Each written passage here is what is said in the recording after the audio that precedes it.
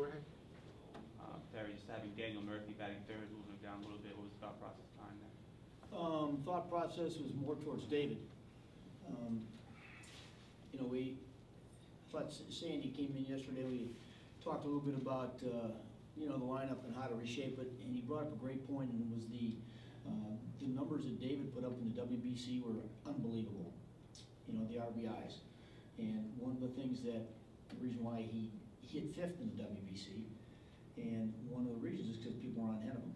So I took the one guy who's got 400 on base, and Mike Baxter, said, if we can get him on, we got a guy in number 2 who can handle a bat and hit behind runners and hit in the holes and bunt and do the little things. And Dan Murphy's hitting 350. There might be some guys on ahead of David.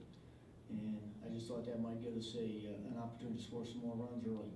So. Okay, who's next? Michael. Sorry, Markham going for a second. Are you curious to see, I mean, he hasn't happened yet. Are you curious to see what happened?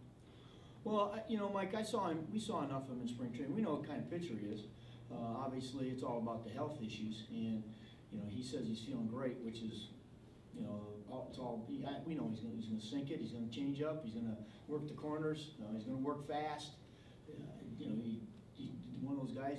Even though we're going to watch him pretty close, pitch count wise, you know, he's going to get us this 5th or 6th or 7th inning easy because he's just that kind of guy who throws strikes and has people hit ground balls.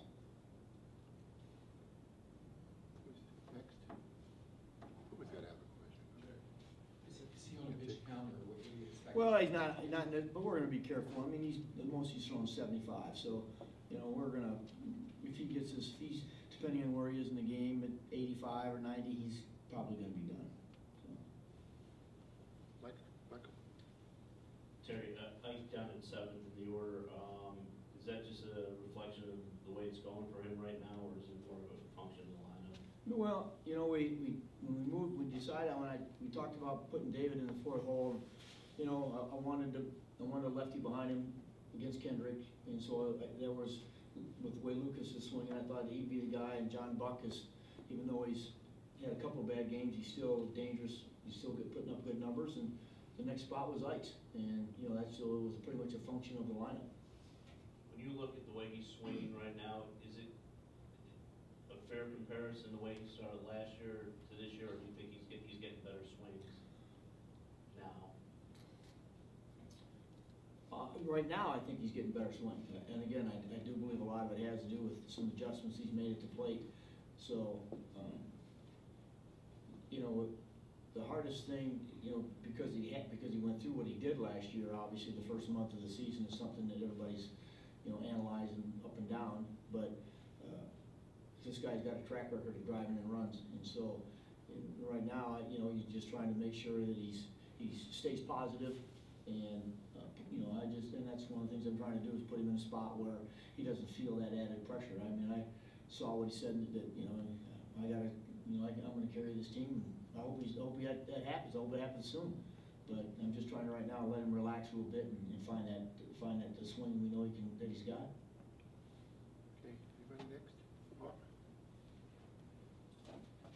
Terry, any more concerns about Wheeler? He had another kind of roughing last night. I know you said the other day you were going to talk to Wally about why he's throwing so many walks and stuff. Well, John, we talked today with the people in Vegas, and he is. And again, I have not talked to Zach, so I probably should actually just to get a feel for where he's at. But you know, they're just saying right now he's a little out of control with his body, and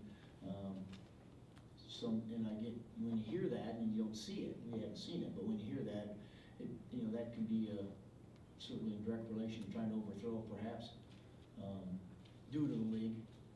You know, maybe wanting to be up here. Right?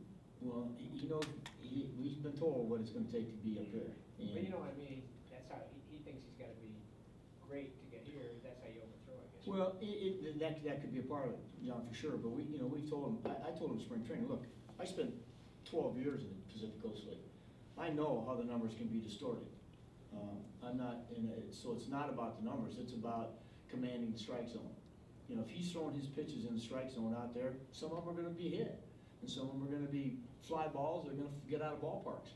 or someone's gonna hit a ground ball, and because of the hardness of the infields out there, it's gonna shoot through an infield. So I understand all that, but what worries me the most is that he's not pounding the strike zone. And that, that's what we gotta have some strikes out of him, because his stuff is gonna play. If he's in the strike zone, he'll be surprised that he's gonna get outs, because his stuff is just that good. Okay, Mike? Terry, last year there were some discussions about like going to the minors to work on the swing, and then ultimately, he stayed up here and turned things around. Because of where he is in his career now, he's hit 30 home runs. Would that be a ridiculous suggestion for this year, or could that, if things were to continue at this point, would that be? Well, again, Mike, we're not out of April. And so, if that discussion is gonna be had, it's not gonna be had for a long time. And I know it's the same word we've used a lot, and I know nobody likes to use it here, but you gotta have some patience a little bit.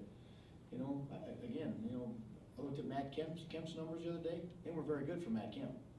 I'm still scared to death of him. And you can be sure that the Philadelphia Phillies, when Ike Davis gets in the batter's box, they're worried, because they know that he's going to get out of it. And when he does, as we did last year, we made the right decision. Now during that time, there was some ups and downs, and certainly there were a lot of downs when you're in a slump. But the minute you start giving up and the minute you panic, the rest of all 25 guys panic. The first time David's in a slump, we're going to talk about sending him down? I don't think so. And that's just what it ends up happening. And it sounds easy, but the one thing you don't want to do is start, panic in that clubhouse, because you need those guys to stay positive. Terry, just want to double check John Neese, everything's still set to go Sunday with Pittsburgh? Yeah, he's feeling great. Okay, Gary, in the back? All right, have you guys figured out which reliever is going to go to make room for Markham, or will tonight's game potentially have an impact on that?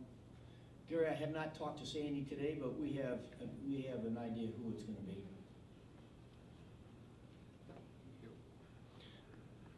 Terry. No. Go ahead, Woody. Quick question, can a player's psyche be affected by where they hit in the lineup, or is that something more fans and media make more of a big deal of, just based on your experience? And I'm just talking about Mr. Davis, not about just players in general. It's tough to answer. Certainly, I can only tell you there are some guys who, it bothers them to hit in certain spots of the lineup, but I don't think we have the makeup of our guys. I don't think that's in there. Most of the guys want to see their name in the lineup, and Ike would be a heck of a lot more bothered if he wasn't in the lineup than hitting seventh. So, okay. Over here. Terry, every year, teams seem to develop personalities. I know it's early on in the season, but could you almost get a finger of the personality of the overall ball club? A sense of it?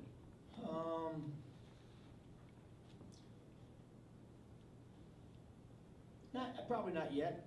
I think that we're, again, due to we don't have an everyday, that set lineup that we're running out there every day. I think, our guys show up at the ballpark knowing that there's a good chance they're going to get in, even if they don't start the game, because, we're making some moves during the game, a lot of it. So I know one thing, the sense is that, and they've talked about it openly, and that is, we're going to play 27 outs. So we're going to grind this out. It's not going to be easy. Everybody's aware of that. So the personality better be, look, we're never going to be out of it, no matter what the score is, and to play it through, no matter where we are in the game. But I think our guys have a great personality about when they get to the ballpark, that they want to get in the game, and they want to help. And so far we've seen it. There's been different guys almost each and every win that have stepped up and done a job. Terry, yesterday Ike said that he's not here to slap singles to left field, take pitches to left field. He's here to drive the ball. How do you balance it between, just taking what the pitcher gives you and kind of, being that slugger that's kind of what he's supposed to be? It's not singles to left field. It's the swing that he puts on it. Because if he continues with the correct swing, he's going to drive balls. And when you see him hit the ball hard to left field, like he did the other day, that's a great sign, because that means he's letting the ball get deeper, which means you got to see it longer. And the more you keep your head behind it, the better swing you're going to put on it. And we've already known he can hit the ball out of left field. That's been the whole thing. It gets to the point where he looks like all he's trying to do is hit him over here. And, where you say, hey, look, you've already hit 2 balls to left center field, home runs. Stay with that approach. You know what? And if they're going to pitch you out there, then drive some balls over there. Because ultimately they're going to start giving you something you can pull. Any last ones?